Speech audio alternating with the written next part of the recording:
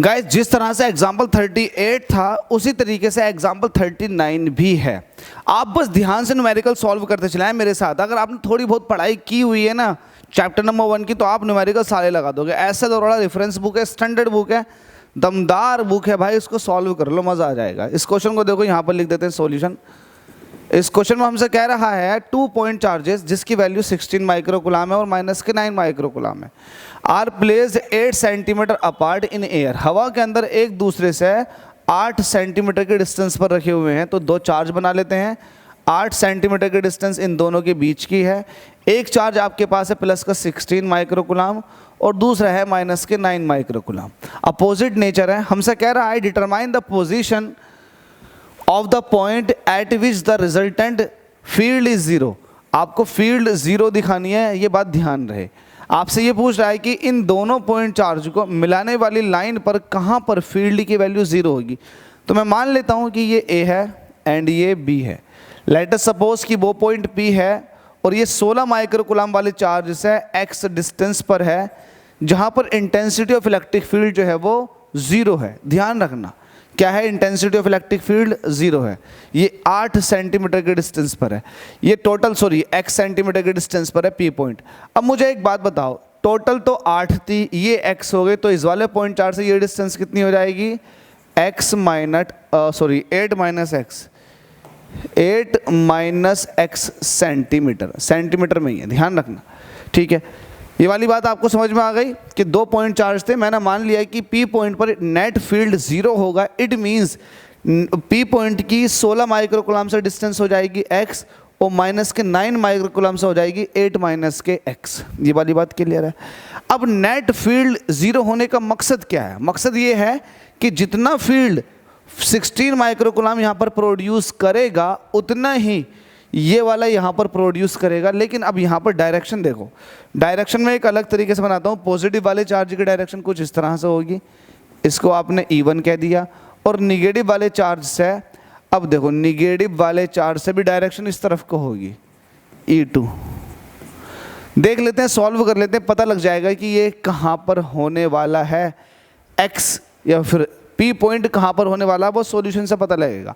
लेकिन आपको क्या दिखाना, ये बात ध्यान रखनी है, नेट फील्ड जीरो का मतलब ये है जितना फील्ड वहाँ पर निगेटिव चार्ज प्रोड्यूस कर रहा होगा उतना ही और अपोजिट नेचर का पॉजिटिव चार्ज वहाँ पर फील्ड क्रिएट करे, तभी तो नेट फील्ड जीरो होगा।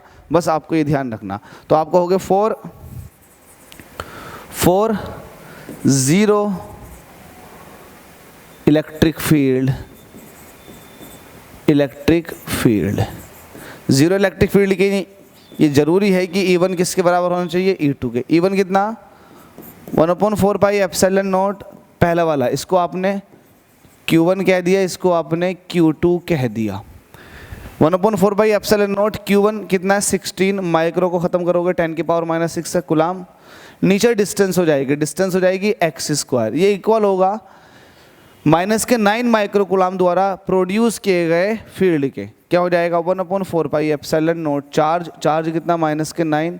सॉरी, अब यहाँ पर माइनस आप इस्तेमाल नहीं करोगे क्योंकि आपने ये कह दिया कि इसका फील्ड जितना होगा उतना ही फील्ड इसका होगा, लेकिन अपोजिट डायरेक्शन में। तो आपको माइनस लिखने की जरूरत नहीं है, सिर्फ 9 लिखोगे और 10⁻⁻6 से मल्टीप्लाई करोगे। डिस्टेंस कितनी हो जाएगी, ये हो जाएगी 8 माइनस x का होल स्क्वायर। इससे ये पूरा का पूरा कट जाएगा, 10⁻⁻6 से 10⁻⁻6 कट गए, ये हो जाएगा 4/x का होल स्क्वायर और ये हो जाएगा 3/8 माइनस x का होल स्क्वायर। ध्यान रहे, जब स्क्वायर काटेंगे तो x/4/x, तो ये प्लस माइनस में वैल्यू आएगी, प्लस माइनस 3/8 माइनस x। अब यहाँ से दो पॉसिबिलिटी बनती हैं। एक पॉसिबिलिटी तब बनती है जब आप यहाँ से पॉजिटिव चार्ज लोगे, तो आपका हो गया टेकिंग पॉजिटिव। जब पॉजिटिव लोगे तो 4/x is equal to 3/8 minus x बचेगा। ये आपने तब लिया है जब पॉजिटिव साइन ले रहे हो। सॉल्व करो इसको, क्रॉस मल्टीप्लाई कर देते हैं। 8 चौक 32 minus 4x is equal to हो जाएगा 3x, 32 इज इक्वल टू हो जाएगा 7x और x इज इक्वल टू हो जाएगा 32/7 सेंटीमीटर, क्योंकि सेंटीमीटर में निकाला। अगर 32 को मैं 7 से डिवाइड करता हूँ तो वैल्यू देखो कितनी आ रही है, 7 चौक 28, 28 सब्ट्रैक्ट करने पर कितने बचेंगे, यहाँ से 4 बचेंगे, नहीं जा रहा, लगा दिया पॉइंट, बढ़ा दिया 0, 7 चौक 28, 7 पंजे 35, 7 पंजे 35, 4.5 समथिंग 4.5 सेंटीमीटर आ रही है। ध्यान रखना 4.5 का मतलब ये है कि जो P पॉइंट है वो कहीं ना कहीं अंदर ही लाई करता। ध्यान रखना ये 32/7 का मतलब हुआ कि P पॉइंट जो है वो कहीं ना कहीं अंदर लाई करेगा, क्योंकि दोनों के बीच में 8 सेंटीमीटर का गैप है और यहाँ फिलहाल पॉजिटिव साइन लेने से जो x की वैल्यू आई है वो कहीं ना कहीं यहाँ लाई करेगी 4.5 यहाँ लाई नहीं करेगी, थोड़ा सा इधर लाई करेगी, इस साइड में लाई करेगी, क्योंकि आपके पास टोटल 8 है, बीच वाला पॉइंट जो होगा वो 4 का होगा, तो 4 से थोड़ी सी और आगे, तो P पॉइंट जो है वो थोड़ा आगे की तरफ को लाई करेगा। अब मुझे एक बात बताओ, जब मैंने यहाँ से पॉजिटिव साइन लिया तो x की वैल्यू निकल कर आई है कुछ इस तरह से कि x की वैल्यू 4.5 है, तो 4.5 मतलब 4.5 वाला पॉइंट यहाँ होगा। अगर यहाँ पर इंटेंसिटी ऑफ इलेक्ट्रिक फील्ड देखोगे तो निगेटिव चार्ज की भी इधर को होगी और पॉजिटिव चार्ज की भी इधर को होगी। जब दोनों की एक ही डायरेक्शन में इंटेंसिटी ऑफ इलेक्ट्रिक फील्ड है तो दोनों एड अप हो जाएंगी, जुड़ जाएंगी। तो जुड़ने वाला इलेक्ट्रिक फील्ड कभी भी 0 वैल्यू देकर नहीं जाता है, वो कुछ ना कुछ वैल्यू देता है, ऐड हो गई वैल्यू, उल्टा ऐड हो गई।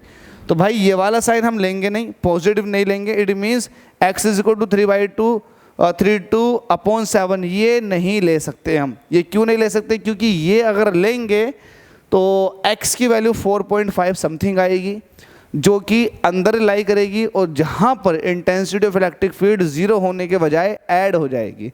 तो इसको हम नहीं लेंगे, इसको हम नेगलेक्ट कर देंगे या फिर आप इसको इग्नोर कर दो। इसको आपको क्या करना है? इग्नोर। रीज़न पता लग गया आपको इग्नोर क्यों करना। अब यहाँ पर कहेंगे टेकिंग, दूसरा साइन लो, टेकिंग निगेटिव साइन। अब आप निगेटिव साइन ले रहे हो, निगेटिव साइन लो, 4/x इज इक्वल टू यहाँ से निगेटिव लोगे तो निगेटिव ही आ गया, 3/8 - x कुछ इस तरह से। ठीक है भाई, क्रॉस मल्टीप्लाई करो, क्रॉस मल्टीप्लाई करेंगे तो 8 चौक 32 माइनस के 4x और ये हो जाएगा माइनस के 3x। 32 इज इक्वल टू हो जाएगा माइनस का 3x उधर जाएगा, माइनस का 4x उधर जाएगा, प्लस के 4x हो जाएगा, माइनस के 3x पहले ही सही था। तो 32 इज इक्वल टू आ जाएगा x, मतलब x इज इक्वल टू हो जाएगा 32 सेंटीमीटर। 32 सेंटीमीटर। अब जरा इसका जस्टिफिकेशन देखते हैं। x की वैल्यू 32 सेंटीमीटर आ रही है, a से आपने x को माना था। 32 का मतलब ये है कि कहीं ना कहीं बाहर पहुंच जाएगा पॉइंट, P पॉइंट कहाँ पहुंच जाएगा? बाहर। अब जब बाहर पहुंच जाएगा तो वहाँ इंटेंसिटी ऑफ फील्ड 0 हो सकती है कि नहीं, ये चेक कर लेते हैं। अब देखो पॉजिटिव वाले से किधर को फील्ड होगा? इधर को होगा, E1 इधर को होगा, जबकि निगेटिव वाले से फील्ड कहाँ को होगा? अंदर की तरफ को होगा, मतलब कुछ इस तरह से होगा।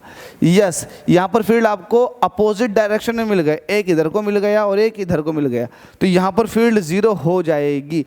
इट मीन्स आप x is equal to 32 centimetre को लोगे तो आप कहोगे ये वाली बात, at x is equal to 32 centimetre electric field become 0 due to system of charges. बात समझ में आ गई? इस सिस्टम ऑफ चार्जेस की वजह से intensity of electric field P point पर 0 हो जाएगी। P इज इक्वल टू कितनी डिस्टेंस पर है? P 32 सेंटीमीटर की डिस्टेंस पर है। कहाँ से? A वाले चार्ज से, मतलब Q1 से। Q1 की वैल्यू कितनी है? प्लस का 16 माइक्रोकूलम। होप सो समझ में आ गया होगा। अगर समझ में नहीं आया तो बता सकते हैं, क्वेश्चन इजी था।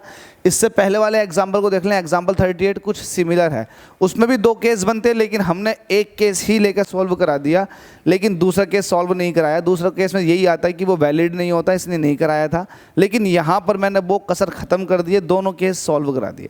थैंक यू सो मच आप सभी के प्यार के लिए। वीडियो को शेयर कर दिया करें।